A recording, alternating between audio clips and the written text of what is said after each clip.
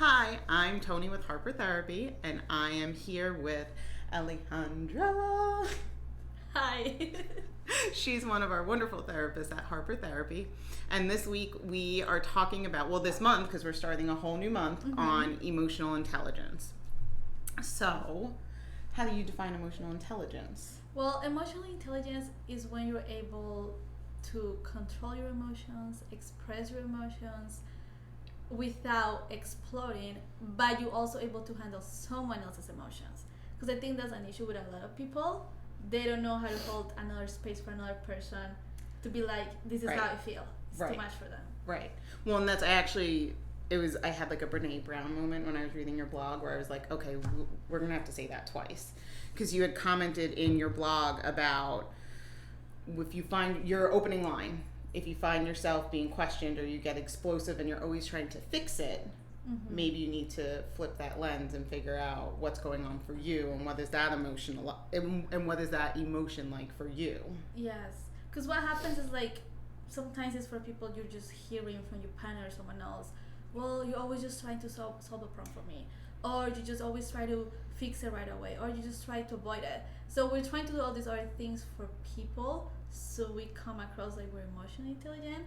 But it takes like figuring out why I'm not. Where is it coming from? Why I cannot hold their emotions? Why do I try to solve a problem every single time? Because you're avoiding your own emotions. That's right. Okay, so then you also spoke about that can look like emotional neglect.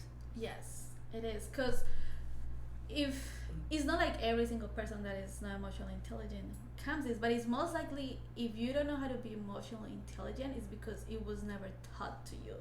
No one ever showed you how.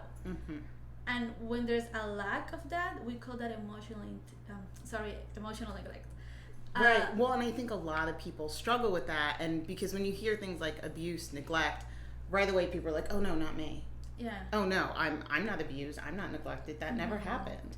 But in this case, I think that emotional neglect can be more broad. Yeah, it's when no one ever did the same thing for you. No one was able to hold your emotions or validate you. It looks like just so simple when you're like a kid and your parents like, boys don't cry.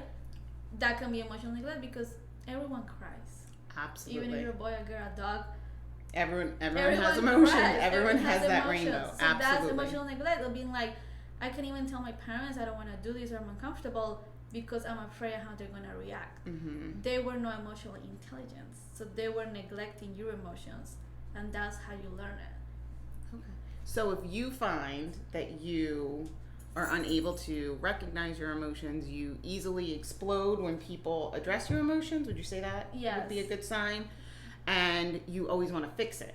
Yes. And you want to get some help on figuring out how to work through some of those feelings and maybe get better communication within your relationship, give us a call at Harper Therapy. Our phone number is 813-434-3639. See you guys soon.